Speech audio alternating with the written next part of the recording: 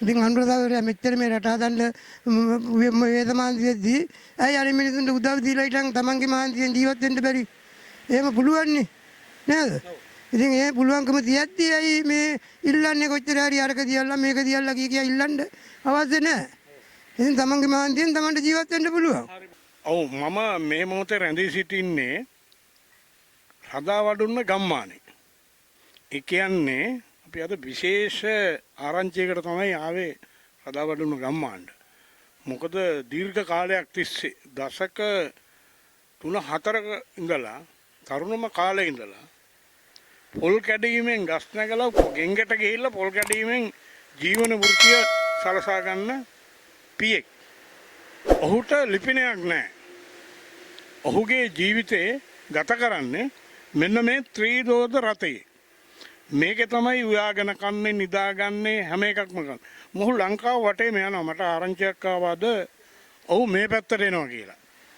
එතකොට මම ඒක හොයාගෙන මොකද මම ඔහු දැන්ට අවුරුදු 20ක විතර ඉඳලා දන්නවා.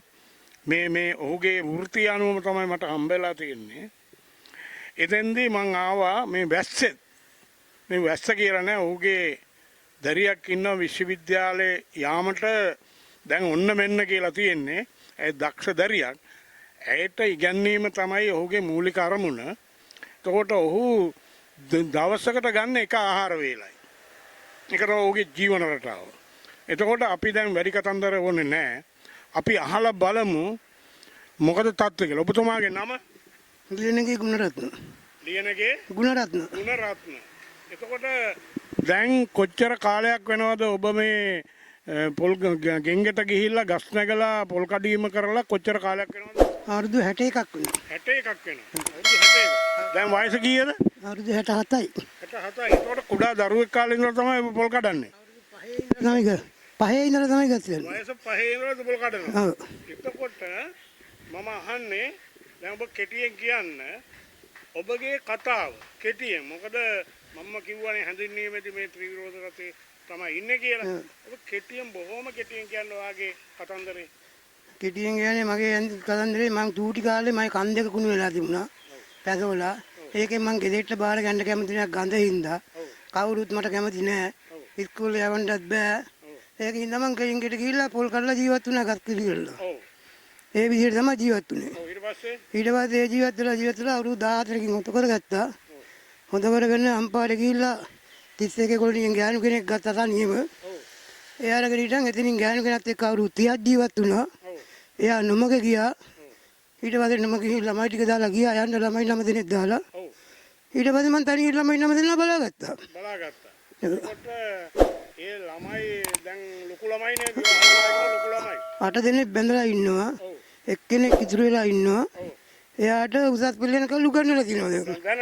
දැනට. එතකොට එයා විශ්වවිද්‍යාල ප්‍රවේශයට විශ්වවිද්‍යාලයට ඇතුල් වෙන්න තා මාස කීපයයි තියෙන්නේ. තා මාස කීපයයි. එතකොට එයා කොයි ප්‍රදේශයේද ඉගෙන ගන්නෙ? දැනට හම්බන්තොට. හම්බන්තොට ප්‍රදේශයේ. ඔව්. පාසලක ඉගෙන ගන්නවා. ඔව් උසස් පෙළ. උසස් පෙළ. ඔව්. සාමාන්‍ය පෙළ ඉගෙන ගත්තේ පොළොන්නරුවේ. සාමාන්‍ය පෙළ ඉගෙන ගත්තේ පොළොන්නරුවේ. ඔව්. දැන් උසස් පෙළ ඉගෙන ගන්නේ හම්බන්තොට දිස්ත්‍රික්කයේ. හම්බන්තොට දිස්ත්‍රික්කයේ. හම්බන්තොට දිස්ත්‍රික්කයේ පාසලක. ඔව්. කිව්වොත් හරිනේ? හරි. හරි. එතකොට ඔබගේ එකම අරමුණ මොකද්ද? එයා විශ්වවිද්‍යාලය යවන එක තමයි අරමුණ. විශ්වවිද්‍යාලය යවන්න තමයි මේ වර්ෂාව නොතකා ඔබ ලංකාව වටේම යනවා. හැමතැනම යනවා. හැමතැනම යනවා. යන්නේ ත්‍රිවිල් එකේ. ත්‍රිවිල් ඉස්සෙල්ලා බයික් එක දැන් ත්‍රිවිල් එකේ. දැන් ත්‍රිවිල් එකේ. ඒකට ත්‍රිවිල් එකේම ඔක්කොම ආම්පන්න තියෙනවා. ඔක්කොම තියෙනවා උයාන කන ඒවා. නිදා ගන්න කොට්ට පැදුරු රෙදි ඔක්කොම පිඟන් ගෝප ඔක්කොම තියෙනවා. රැ වුණාට පස්සේ ඔබ කොහොමද ත්‍රිවිල් එකේ නිදාගන්නේ? උඩ තියෙනවා ලෑල්ලක් එල්ලලා. ඒ ලෑල්ල පල්ලයට සීට් එක උඩටයි ඇඳ උඩටයි දාලා හැන්ඩල් එක උඩයි තුන දාලා ඒක උඩ තමයි නිදාගන්නේ. ඒක උඩ නිදාගන්නේ. ඔව්. එතකොට උයා ගන්නේ කොහොමද? උයා ගන්නවා වැස්ස පාපිලාවට ඔය කොයි හරි දරකයක් දෙයක් වල පාරයි උයා ගන්නවා. ඒ අරනකොට ඉතින් කඩෙන් කනවා. කඩෙන් කනවා. ඒ කියන්නේ වැස්සක් එහෙම උයන්න බැර නම් කඩෙන් කනවා. කඩෙන් කනවා. ඒක තමයි ජීවිතය. එතකොට සාමාන්‍යයෙන් ඒ දරුවට මාසෙකට කොච්චර වියදම් කරන්න ඕනද? මාසෙකට 65000ක් 70000ක් යනවා. යනවා දරුවට. ඔව්. එතකොට ඒක ඔබ මේ වැඩ මේ වෘත්තියෙන් මේ හම්බ කරලා දරුවට ඒ ටික යවනවා. යවනවා. ගිහිල්ලා දෙනවා. ඔව්. ඔව්. දැන් අදත් මම දැන් 10000ක් දාලා බස් වියදම්. බස් වියදම් දාලා ආවේ. දැන් අදත් දාලා ආවේ. හරි. එයාට පන්ති යන්න වියදම දාලා ආවේ. පන්ති යන වියදම දාලා. ඔව්. ඔව්. දැන් ආයේ 15 වෙනිදාට පන්ති ගාස්තු බඳින්න ඕන 18000ක්. පන්ති ගාස්තු. ඔව්. අමතර පන්ති. අමතර. ඉස්කෝලේ ඉඳන් අර එතකොට මේ මං අහන්නේ මේකයි මේ ඔබේ පපුවේ තියෙනවා හිතුමතේ ජීවිතය කියලා. මොකද ඒක? ඒක හේතුව පවුල ගියාට පස්සේ ළමයි මාව නොමග යන්න පටන් ගත්තා. නොමග යවන්න. නොමග යවන්න කියන්නේ අම්මා බාර ගන්න නැවත අර මේ කියලා මට තර්ජන කරන්න පටන් ගත්තා. ඊට පස්සේ මං ගහගත්තා පපුවේ හිතුමතේ ජීවිතය කියලා. හරි. ඔබ දැන් අපි ඔබට සුබ පතනවා. ඔබට ඇත්තටම අපි සුබ පතනවා. ඔබ දැඩි උත්සාහයක් ගන්නවා දැරිය විශ්වවිද්‍යාලය අරින්න. අපි ඒක ඇත්තටම අපි ප්‍රාර්ථනා කරනවා. ඒක වේවා කියලා ප්‍රාර්ථනා කරනවා. දැනටත් මට heart attack තියෙනවා. මගේ ඇහක් කාසේ දාලා තියෙන්නේ. heart attack තියෙනවා. අන්තභාගය හැදුනා. කවුරුවත් මට උදව් කෙරුවේ නැහැ. ළඟ තිබිච්ච සල්ලි වලින් තමයි සනීප කරගත්තේ. දැන් ඔයා මේ රට පුරා ගිහිල්ලා පොල් කැඩීමේ වෘත්තියෙන් තමයි මේ දරුවට උගන්වන්න මහන්සි වෙන්නේ. මුදල් හොයන්න. එතකොට ඔබ එදා ජනතා විමුක්ති පෙරමුණේ හිතවතෙක් හැටියටත් වර්තමානයේ ජාතික ජනබලවේගයටත් ඔබ හිතවතෙක් හැටියට ඔබ ඉස්සෙල්ලා ප්‍රකාශ කළානේ. ඒක අහනවා දැන් මේ ජනාධිපති අනුර කුමාර දිසානායක සහෝදරයාත් මේ ආණ්ඩුවත් ගැන ඔබ මොකද කියන්නේ? මේ ආණ්ඩුවත් ගැන කියන්න තියෙන ඉතින් අර ජේ.ආර්. ඇවිල්ලා හිටන් විවෘතාධිකය ගෙනල්ලා නිකන් දෙන්න කන්න පටන් ගත්තානේ. මිනිස්සු මේකට හුරු වුණා. හුරු වෙලා ඒකෙන්ම රට රජයෙන් කන්න පටන් ගත්තා. දැන් එහෙම නෙවෙයි දැන් රටක් හදන්න ඇවිල්ලා ඉන්නේ අනුර සහෝදරයා. ඒ රටක් හදන්න ඇවිල්ලා ඉන්න වෙලාවට මේ තමන්ගේ බඩගෝත්තරේ පුරව ගන්න නෙමෙයි තමන්ගේ මහන්සියෙන් ජීවත් වෙලා මේ රට හදන්න තැනට වැඩ කරන එක තමයි හරි.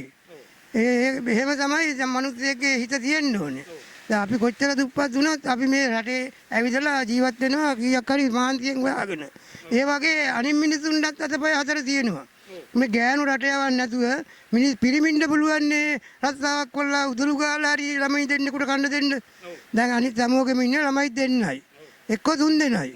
දැන් මගේ දරුවෝ 9 දෙනෙක් කළත් මං හොඳට කන්න දීලා මාත් කොල්ලා ඉස්කෝලේ යනවා යදුවනි තනියෙන් හම්බ කොල්ලා. ඇයි එතකොට මේ අනිත් මිනිසුන්ට බැරි මේක කරන්න. අනිත් මිනිසුන්ට ඕන හැටියට රස්සාවක් කොල්ලා හිටන් හොඳට මේ කාගේ හරි කුලියක් කොල්ලා ළමයි ටික ජීවත් කොල්ලා ගෙයක් දොරක් හදාන්න ඉඩකඩම් තියෙනවනේ. දැන් මට ඉඩකඩම් නැතුව මං අවුරුදු 30ක් කුලියට ඉඳගෙන ළමයි ජීවත් කරුවේ. ඇයි ඉඩකඩම් තියෙන හැටි තරක් බැරි. ඉතින් අනුර සහෝදරයා මෙච්චර මේ රට හදන්න වේදමාන්තියේදී ඇයි අනිත් මිනිසුන්ට උදව් දීලා හිටන් තමන්ගේ මහන්සියෙන් ජීවත් වෙන්න බැරි. එහෙම පුළුවන් නේ නේද? ඉතින් ඒ පුළුවන්කම තියද්දී ඇයි මේ ඉල්ලන්නේ කොච්චර හරි අරක දියල්ලා මේක දියල්ලා කිය ඉල්ලන්න අවශ්‍ය නැහැ. ඉතින් තමන්ගේ මහන්සියෙන් තමන්ට ජීවත් වෙන්න පුළුවන්.